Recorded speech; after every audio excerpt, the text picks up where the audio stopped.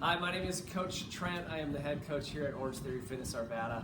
Just want to say we're excited to have you in for your first workout. We wanted to just give you some information so you feel a little bit more prepared. It's not quite so chaotic and you have a great and successful first workout. So a little bit of a rundown. When you come in, you meet with your coach. They're going to be assigning you to a station. We have the floor area, rowers, and tread. They are all numbered, assigned stations. So when you're on the floor, let's say we assign you to station number 2, you'll be on a number 2 station throughout the room, on the floor, the rower, and the tread. When you are on the floor, there's going to be dumbbells at each station.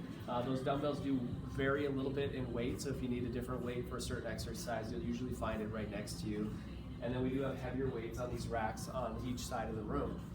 The coach will be demonstrating every exercise for you. They'll give you different options and challenges to kind of scale any exercise so that you can perform it safely and get the most out of it. You'll also be able to see those exercises on the screen in the back, so if you ever need to look back for a little refresher or remember the rep count that you were doing. So plenty of information back here, but your coach will always be there to, again, keep it safe and keep you moving along with any questions.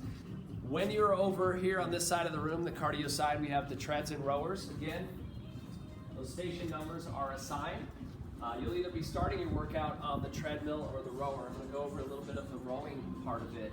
When you're on the rower here, the little foot plates you're going to be strapping your feet in. You can adjust these foot plates. You want to make sure the straps are nice and tight over the widest part of the shoe.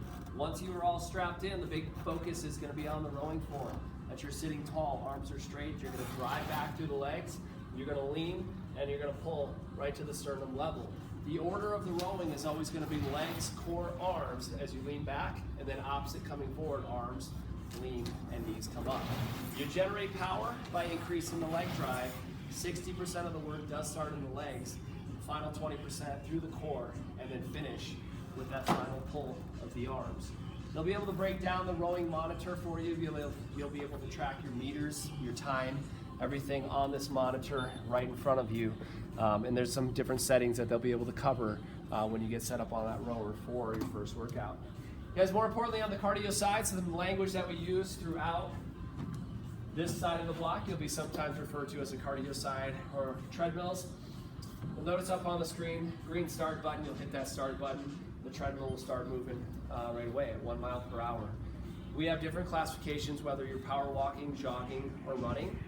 One thing you'll hear us referring to is what's called base pace. Base pace is all about an effort. Ideally, you're looking for an effort that you can maintain at least 30 minutes. When we are wearing our heart rate monitors, we'll have you set up with one. Base pace, you're trying to get into that green zone. It's 71 to 83%. You'll be able to monitor your heart rate right here on the iPad in front of you, or our big television screens that are up on the wall as well. Through base pace, once you have that established, if you're power walking, we typically are adding a little bit of incline. Over here is your quick incline buttons. If you want to go just to 4%, hit 4. You can always use the arrows right here by the hips here to lower it 0.5% or increase 0.5% at a time. Same with the speeds on the right side. You want to go to 4 miles per hour, or you can adjust it with the arrows 0.1 at a time. The difference with the power walkers, joggers, and runners, when we do our intensity called pushes and all outs, power walkers will typically add incline. Your coach will give you a recommended incline to start with. You can always go additional incline or even below that if you feel you need to start a little bit more conservative. Joggers and runners will typically add speed. In a typical push, joggers and runners are trying to add 1 to 2 miles per hour over their base. And your pushes will range anywhere from 30 seconds to 4 minutes. All outs, our final big effort, are all outs, never longer than 60 seconds. If you're power walking, we usually shoot for 10% or greater on the incline. Joggers and runners, ideally, we're shooting for 2 miles per hour or greater than your base pace. An all-out effort's always followed by a walk-in recovery, which is done at 3 miles per hour with 1% incline. Again, our coach will go over it, everything with you, give you a refresher, but this will hopefully give you a little bit of a head start, feel a little bit more comfortable, and have a safe and great workout.